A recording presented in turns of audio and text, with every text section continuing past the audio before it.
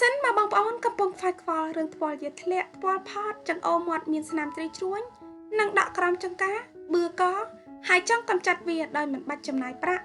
នេះជាវីដេអូសម្រាប់បងប្អូនសាកល្បងវិធីនេះ14ថ្ងៃដើម្បីទទួលបានមុខតូចស្អាតមុខតាំងណែននិងមើលទៅក្មេងជាងវ័យដល់ទៅ10ឆ្នាំជាមួយនឹងការម៉ាស្សាមុខនិងលំហាត់មុខនេះដំបូងក្តាប់ដៃ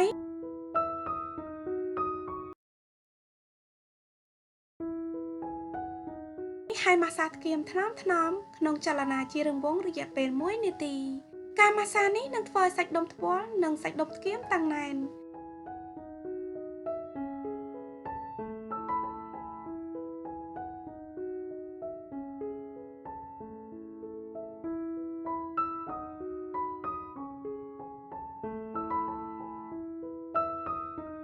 រួចហើយម៉ាស្សានឹងចិត្តត្រជាក់ថ្នមក្នុងចលនាជារង្វង់រយៈពេល1នាទីដូចគ្នា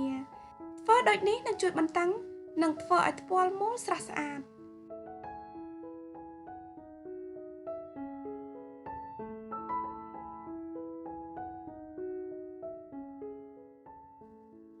បន្ទាប់មកម៉ាស្សានៅលើថ្គាមក្រោមត្រចៀកថ្នមធ្វើបែបនេះយ៉ាងហោចណាស់ឲ្យបាន1នាទី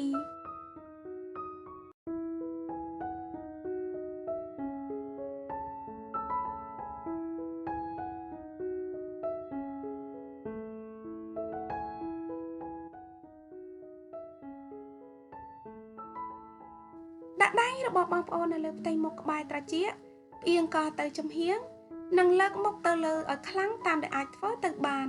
ធ្វើបែបនេះរយៈពេល20វិនាទី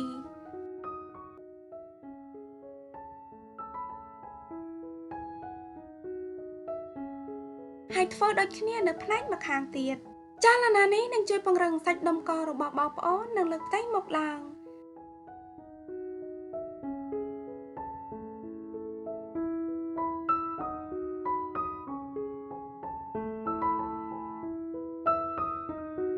ពត់អណ្ដាតរបស់បងប្អូនទៅផ្នែកខាងលើនៃមាត់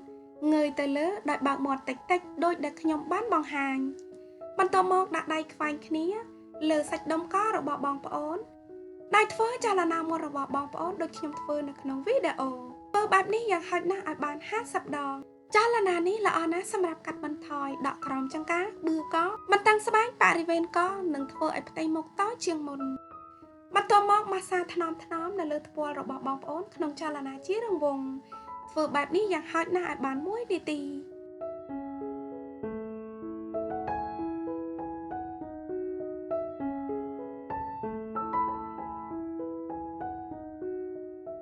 បន្ទាប់មកផ្លាស់ទៅត្រង់ចង្អោរមាត់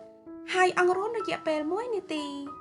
វិធីម៉ាស្សានេះនឹងជួយលើកថ្ពាល់និងទទួលបានថ្ពាល់ដែលពេញតាំងណែនស្អាត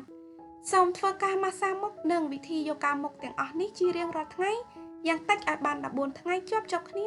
ដើម្បីទទួលបានលទ្ធផលឆាប់បងប្អូនធ្វើកាន់តែច្រើនលទ្ធផលកាន់តែលឿននេះគឺជាផ្នែកមួយនៃការប្រឆាំងភាពចាស់ដ៏ល្អបំផុតនៃការថែរក្សាសម្ផស្ស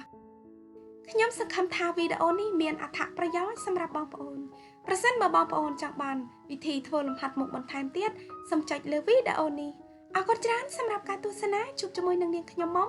នៅវីដេអូបន្តទៀតសូមជម្រាបលា